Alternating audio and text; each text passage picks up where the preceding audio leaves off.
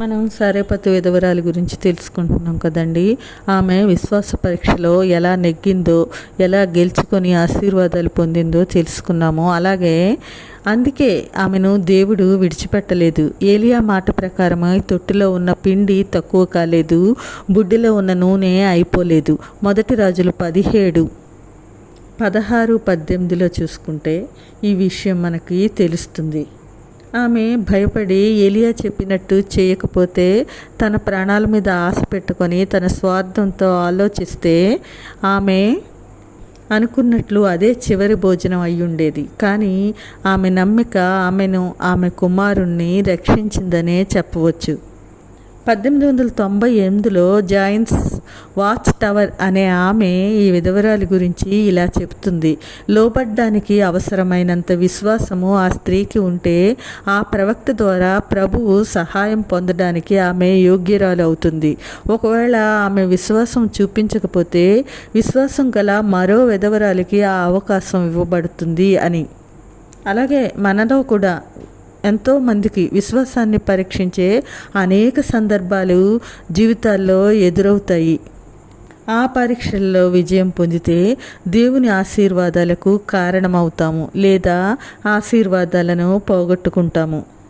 ఇంకా రెండవదిగా ఆ స్త్రీకి మరొక పరీక్ష. ఆమె కుమారుడు రోగి అయి ప్రాణము నిలువజాలనంత వ్యాధి గలవాడాయను. ఆ దుఃఖంలో ఏలియాతో ఆమె, దైవజనుడా, నా యొద్దకు నీవు రానిమిత్తమేమి? నా పాపమును నాకు జ్ఞాపకం చేసి నా కుమారుని చంపుటకై నా యొద్దకు వచ్చితివా అంటుంది. అంతటి బాధలో కూడా ఆమె తన పాపాన్ని గుర్తు చేసుకుంటుంది. తను పాపం చేశాను కనుకనే తన కుమారుడు మరణం అనుకుంటుంది. దానికోసమే దేవుడు ఏలియాని పంపించాడేమో అనుకుంటుంది.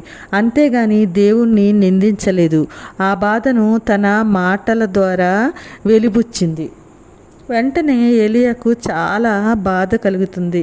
ఆమెకున్న మంచితనం, అవిధేయత, దయ, కనికరం గల గుణం కల ఆమె ఇంకా బాధపడేలే దేవుడు ఎందుకు అనుమతించడం అని ఏలియా అనుకొని దేవుని నామానికి ఎలాంటి నింద వస్తుందో అనేది ఏలియా భయం. అందుకే యెహోవా నా దేవా, ఈ చిన్నవానికి ప్రాణం మరలా రానిమ్ము అని ఏలియా దేవుణ్ణి ప్రాధేయపడుతూ ప్రార్థన చేస్తారు. ఆ పిల్లవాడిని దేవుడు బ్రతికించాడు. ఇదిగో నీ కుమారుడు బ్రతికాడు అని ఏలియా అన్నప్పుడు ఆమె ఎంతటి ఆనందం అనుభవించి ఉంటుందో కదా. ఈ సంఘటనతో ఆమె యొక్క విశ్వాసము మరింత స్థిరపడి ఉంటుంది. ఆ యొక్క విశ్వాసంతోనే ఆ దైవజనంతో ఇలా అంటుంది, నీవు దైవజనుడివై ఉన్నావనియు నీవు పలుకుతున్న యెహోవా మాట నిజమని ఇందుచేత నేను ఎరుగుదును అని అంటుంది. ఇది ఆమె కథ. ఈమె ద్వారా మనము ఎన్ని జీవిత పాఠాలు నేర్చుకోవచ్చో తెలుసుకుందామండి. అంతవరకు దేవుని కృప తోడై ఉండునుగాక. ఆమేన్.